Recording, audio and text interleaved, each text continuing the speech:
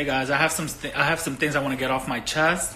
I'm just waiting for some people to log on because what's happening is really unfucking fair. So I'm waiting for some more people to log on so I can tell y'all exactly what the fuck is happening. And now know something about me. I'm not the kind of person that goes on live and puts posts up and all this shit when they're in turmoil and when they're going through stuff. But when you are going to consistently attack my character, we're going to have the conversation on live the way you like to do it. So let's talk about it.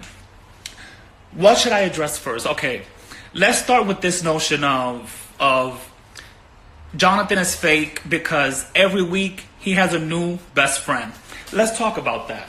So, as a gay boy, okay, I have many different kinds of friends. Okay, so I have some gay boy best friends that y'all ain't never seen who've been in my life. Okay, who's been in my life because they don't belong on Love and Hip Hop. They don't belong on nobody else's fucking reality show.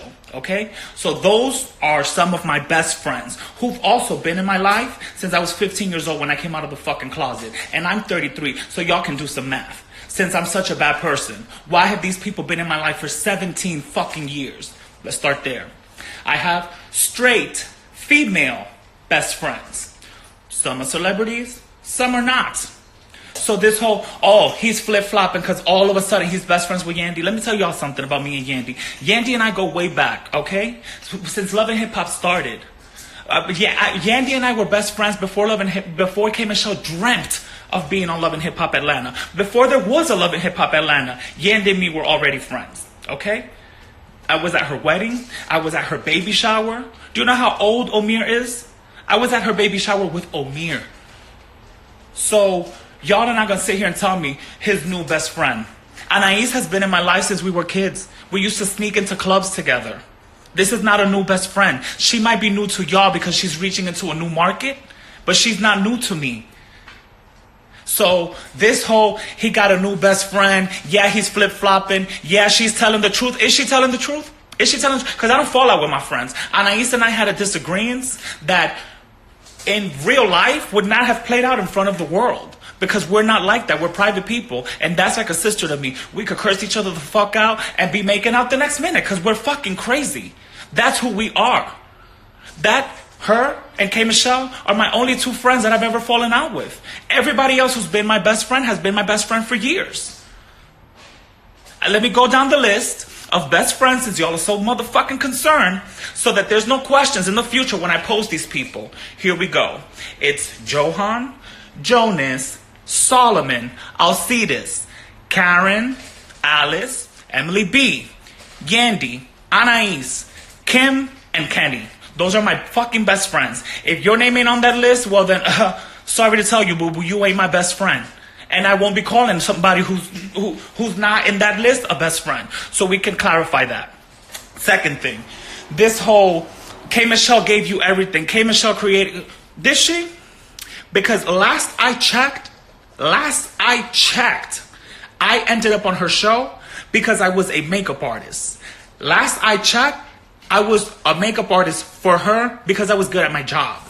Okay? So when you check into your jobs, to your 9 to 5, do you look at your CEO or the boss of your company like, this is my creator, this is my end all be all, I have to kiss the ground that he walks, that if he takes a shit, I will go and eat it. No.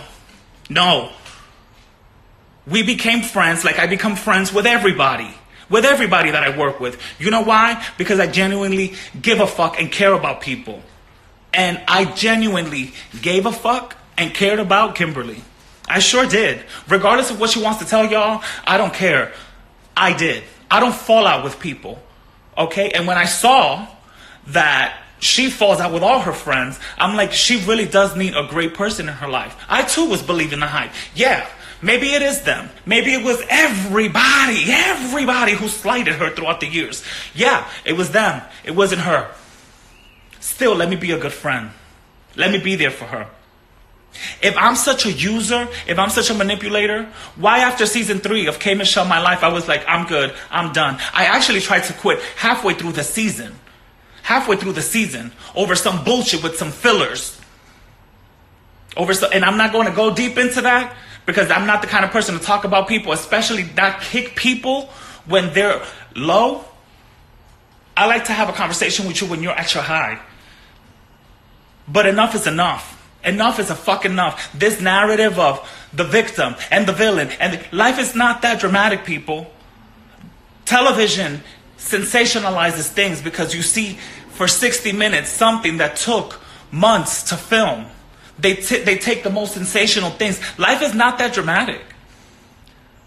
Some people go through surgery and they have complications. I myself have had over 20 plastic surgery procedures. I know the complications that come with it.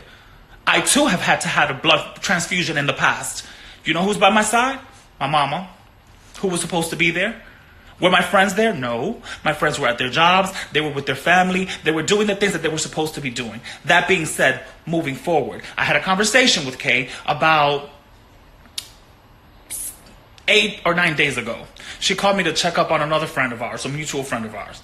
We talked. She told me everything that was going on. I was like, oh my God, that's crazy. I'm so happy that you're taking this stuff out of your body. It's going to be a long process, but it's going to be worth it, especially if you're feeling so sick from it. You've actually opened up my eyes, and I'm going to look into removing the one that I had injected into myself as well, because we have the same product. And she said, I'm telling you, friend, don't fucking play around. Take it out before it's too late. So I was like, you know, I'm going to pray for you. I'm on the run. I'm going to call you back. Did I call her back? I didn't call her back. She never once told me she was going back into the hospital. Time passed. There's stuff going on with my family that I don't feel the need to divulge, but now I have to talk about it. Now I have to talk about it because she's making it seem like I was running on my way to brunch. Was I? I just want you people to know something. My biological brother, okay? My biological brother, the boy that I raised him with my sister, my sisters, and my mom, is completely distraught because last night his father passed away, a man who has been ill. My sister and him, I haven't even heard from my sister. She can't even talk, can't even pick up the phone for her brother. But I have to come on live and defend myself against attacks and lies over somebody who constantly needs to play this victim role. Friend, I want you to get better. I want you to feel great. But you will not heal if you do not put your mind in a positive place. Medicine can only function in your body when you're positively thinking, when you're receiving positive affirmations in your brain. Don't make your illness about anybody else. Focus on your health. Everybody's going through stuff. Had you called me like you're saying you did, you would have known that my own family is going through hell right now. You would have known that. But how could you know? You're so consumed with your own life, with all the stuff you have going on, allegedly, that we're supposed to run to your beck and call every waking moment. And people have stuff happening too. And we were there for each other, and when we're in the same city, it's like no time has passed, like friends should be.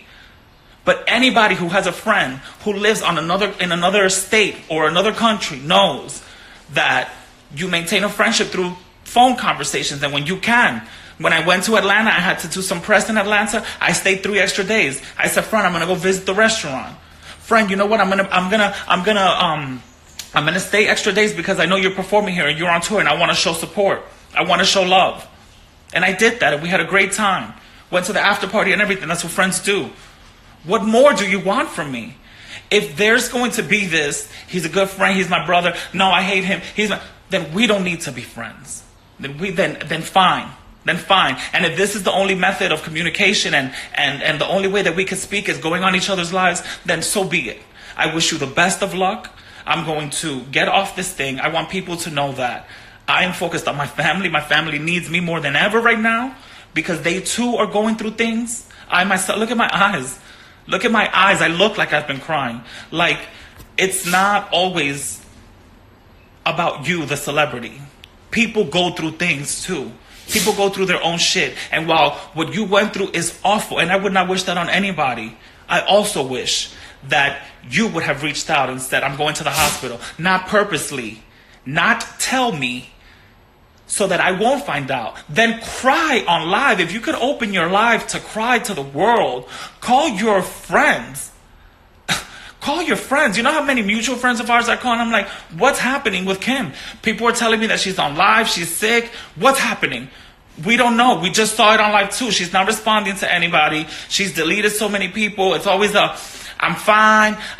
I'm good. Don't look for me. Everything gonna be fine. Just people keep doing me wrong. And no. People ain't doing you wrong. No. People are living their lives. You reach out when you need them. You reach out to congratulate them on their successes. You reach out to check up on them. You don't only call them in your deepest, darkest moments. And you don't only call them when you need something. Every time you call somebody, you can't say, oh, by the way, I need you to do this. No. Friends are not workers. Friends are friends.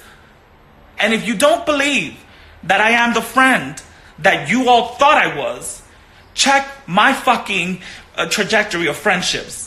Because she's the only friend who has such vile things to say about me. And the lies that she's saying, the things that she puts out there, dramatizing them. Because it's always a dramatic flair to a little bit of truth. There are some truths hidden in there, but the dramatization of it all. Saying that I made her quit the show and I begged her leave the company. Why the fuck would I do that? She didn't even want to know. She didn't even want to hear certain producers' names. And I made them reconnect. I made her reconnect with them. Why would I do that? And in the same breath say, leave the production company. And then, but then he gonna turn around and do the show? Why would I not be being given the opportunity to tell a gay story, to tell my own story about gay conversion therapy and all the shit that has gone on in my life? Why not? And why is that a slight to you? Why not celebrate me? Why not be happy for me? Why not say, friend, you did a great job. I'm happy for you. Or call me and give me advice and say, hey, this is your first time at the rodeo. And, the focus is on you now. So maybe do this and do that, which a lot of friends of mine did do. A lot of people who've been on this show have done. They called me and gave me great advice. You ran for the hills, sis. On that note, I'm getting off this thing, but I want you people to know everything doesn't have to live in this box. This app of Instagram is fake. This is stuff that people put out there because they want you to believe certain things. And don't think for 1 second that because it doesn't live in this box and in this screen, that it's not real. It's very real. People live very real lives. And life has been very real for me for the last week as well. I just don't go on live and post about it. I try to keep it positive. I try to keep it PG. I try to keep my private life as private as I can. What I can control, I'm going to control. And if my family don't want to be up on this live, and if my family's business doesn't want to be up on this live, I don't need to put it out there. But it's also not fair that I have to come on here on such a difficult day for my family and defend myself from bullshit. Okay? Fake fucking news. Fake fucking news. And if you're believing that, then you're just as miserable as the person that we're talking about. Now check that.